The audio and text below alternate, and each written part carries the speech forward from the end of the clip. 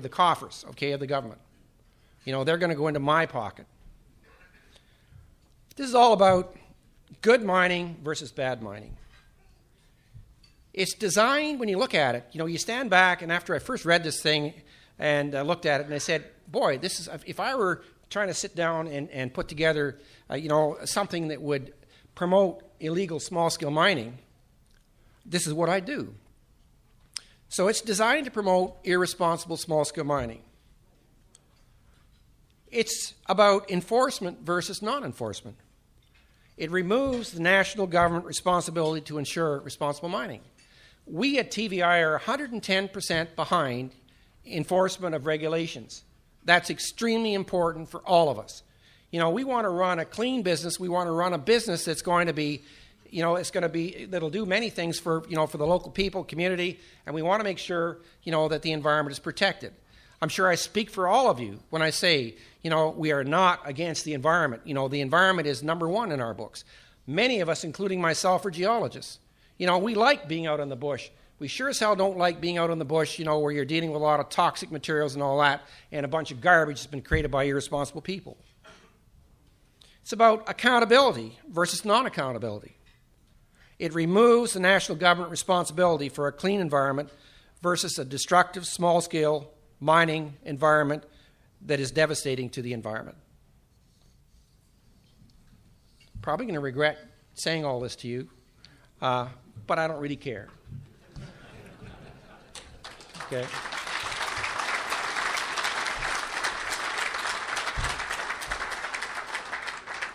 For those that know me, I'm a fighter. And I don't take to bullies, and that's essentially what's going on right here. And the government has to realize this. The government has to realize, that we've got a situation, where because of, and I'll get into this, later here, because of what's going on at the top, a lot of this kind of stuff is happening, simply because there's no control at the top, the way I see it, no direction at the top.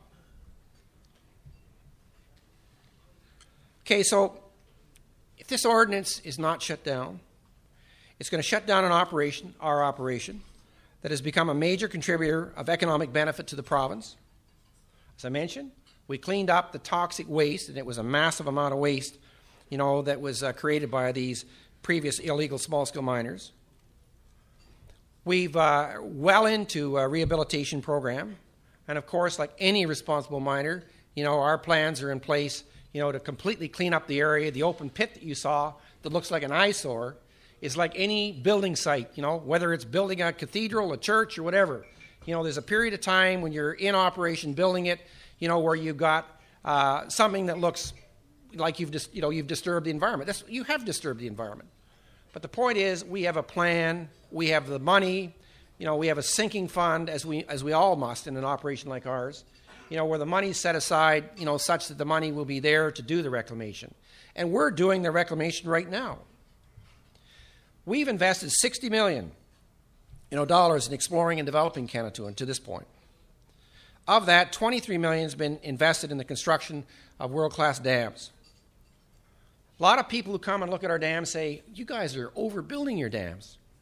Well, you know what? The one thing that would cause me huge, despair would be if something happened to one of our dams. And I do enjoy my sleep. My directors enjoy their sleep as well. And we sleep well knowing that we're building world-class dams, that are designed to protect, the environment and the people. We've been in operation for 7 years. We've been fully responsible and accountable. Again, we have no problem with oversight. We employ directly at Canatuan 1,000 people. We overemploy.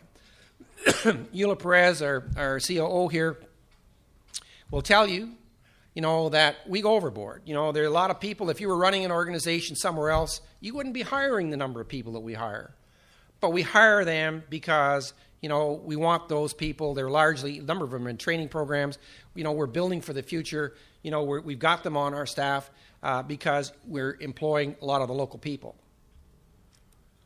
We have more than 1,000 people that we employ. Right now, we're, building up another lift on our tailings dam. And we've got a number of contractors in there. So, and this has been what's going on ever since we started in there. We've had contractors. So the 1,000 people that we got in there, those are the people on our payroll. So we have, another roughly 1,000 people any given time, that are working on the construction jobs we're doing. The impact in the community, we estimate we probably impact somewhere in the order of around 20,000 people, just with that people we hire, their families, and all that sort of thing in the immediate area.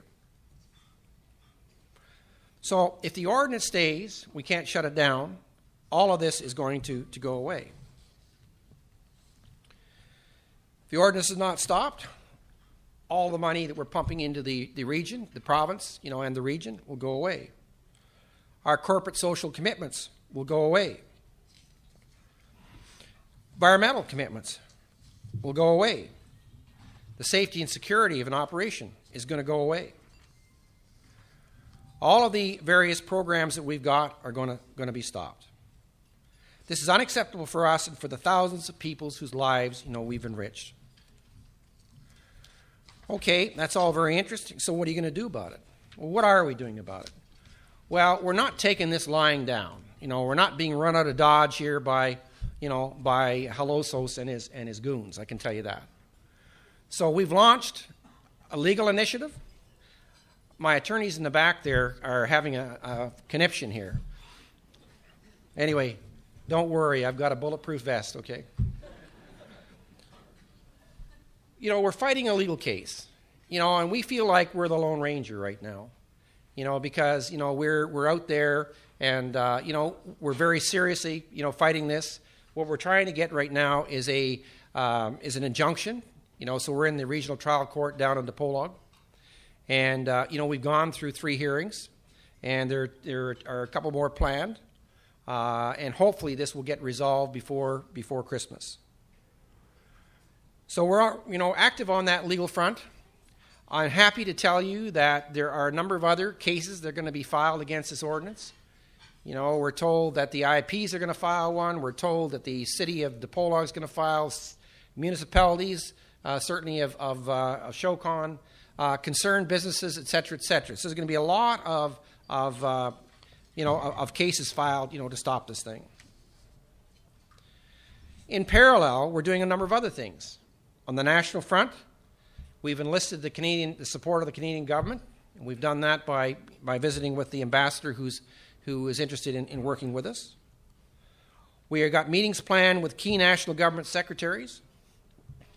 We continue to lobby the DENR and the MGB for support. We're working with the Chamber of Mines, Corpsmen 2, and the Joint Foreign Chambers and the JCs. Turns out that the governor of Sur, Tony Cerelius, who used to be the DENR secretary, Tony is going to be the head honcho in JCs International here in the Philippines, and he's very supportive of what we're doing. And he's offered to engage the JCs, and get them working, with us to work against this ordinance. And more importantly, he's offered an avenue there whereby, we can promote the benefits, we as an industry, the benefits of responsible mining. On the province, we are upping our PR campaign, detailing the benefits of our operations. We're mobilizing regional support from the municipalities, the Indigenous people, and businesses. The IPs, they staged a big demonstration in Dipolog the other day, and they did that in support of us and against the ordinance. We're told that there are a number of others that are being planned. Municipal side, working closely with the Shocon town officials, with the Sigunian there. We're assisting concerned voters from impact barangays. There's a petition that's developed that's going around, and the target for signatures on this thing in our area, these are affected people, is 50,000 names. Well, the one thing that I know about politicians in this country is they do listen to voters. We're mobilizing municipal IPs and the affected municipal businesses.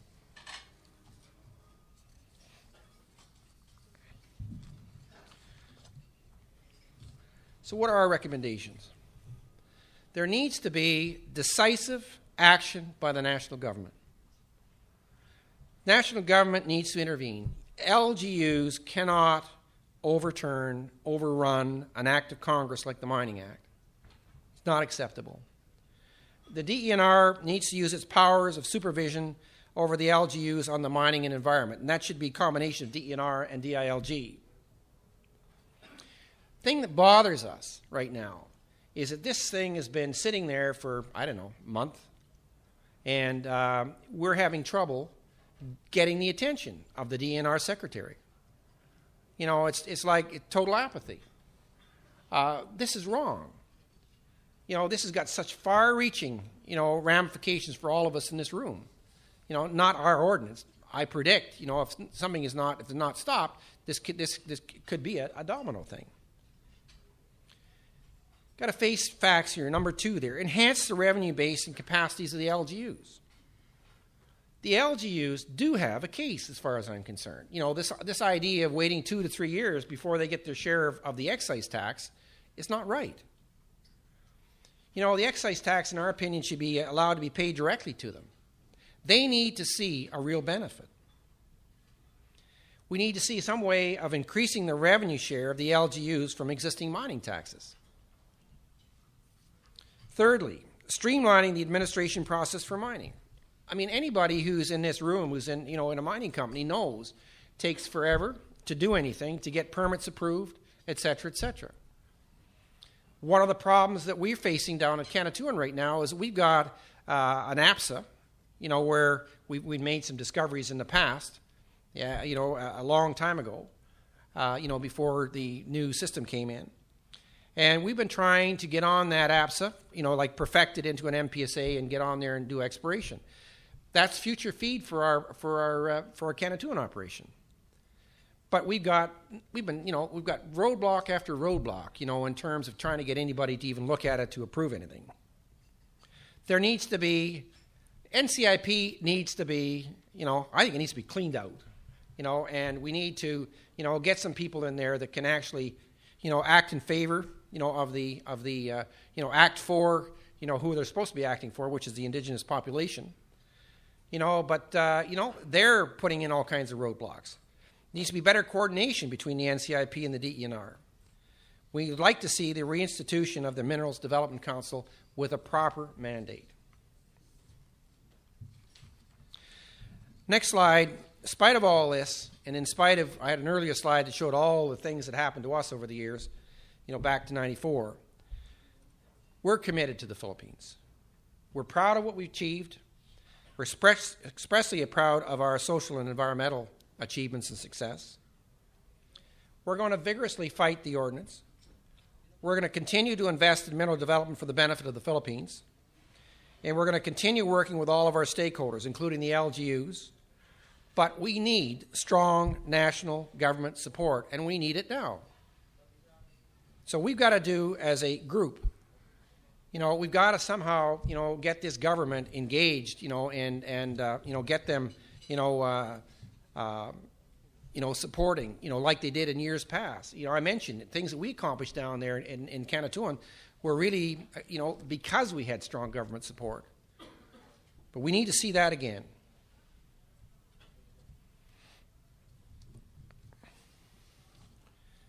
Lastly, if the ordinance is not stopped, this is the ordinance we're fighting right now, mining projects in San Miguel del Norte are going to revert to what Kanatuan was before. I can see, again, I told you, the ordinance, when you look at it, is really all about promoting small-scale mining. And I'll guarantee you, in spite of what the ordinance says, there's not going to be very good monitoring, of what people do under that. And what you're going to see are the recreation of settlements, that were Kanatuan, like Kanatuan, when we first came in there. Again, this was an area of ecological disaster with a degraded water supply, which came as a result of the small-scale mining activities. And that's all I've got to say. I want to thank you. Well, I've always held, Cliff, and I've said this before in this forum, that whenever there is an ordinance like the one in Zamboanga that interferes with the implementation of the Mining Act, it is the responsibility of the national government and not the contractor to take the action to set aside that ordinance. Because after all mining projects belong to the state, and all contractors under an MPSA or an FTAA are contractors of the state. So if there's any interference with these projects, it really should be the national government that takes action to set aside highly questionable ordinances that affect the law itself. The national government must protect its mining act.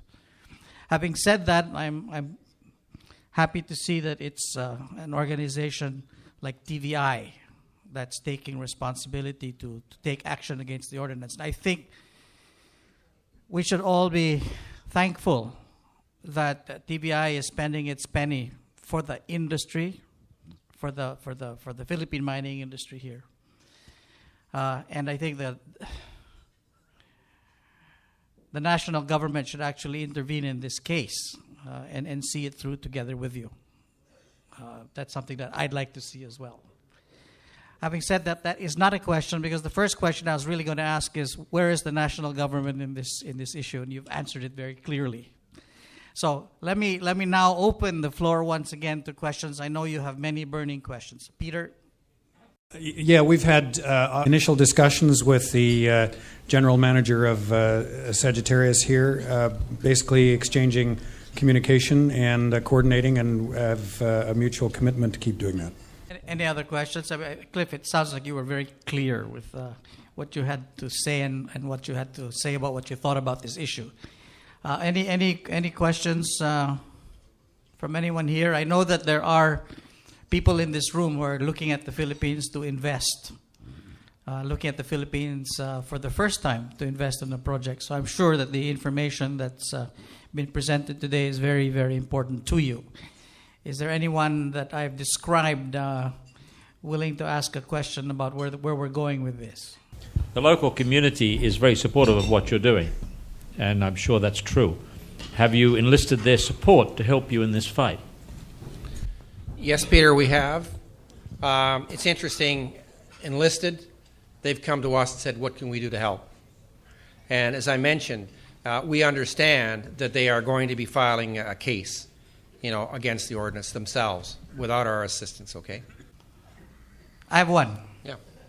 Cliff, how long do you think it's going to take to bring down this ordinance? You can answer that question later, Peter. Yeah, I was going to answer by saying, how long is a piece of string? I think what will happen, I predict, is that there will be an injunction of sorts here, and that we'll continue operating, et cetera, et cetera. But unless there's strong, support by DLG and DENR, it's a hard question to answer. Thank you. Peter, you have a comment? The solution, quite simply, is that you have to get the president involved. The trouble is that's not simple. The president, if he calls the governors in and to Malacanang, together with their councils, and says, this is against national law and I want you to change it. If you want our support coming elections, then you must change it. They will. But he hasn't done it. So the question really is, how do we get to him? And I might add, that's exactly the question we're posing and we're working on. Yes. Yeah, Mick Primus from QED. Your front page of the Filipino resources, this was a situation in Surigao.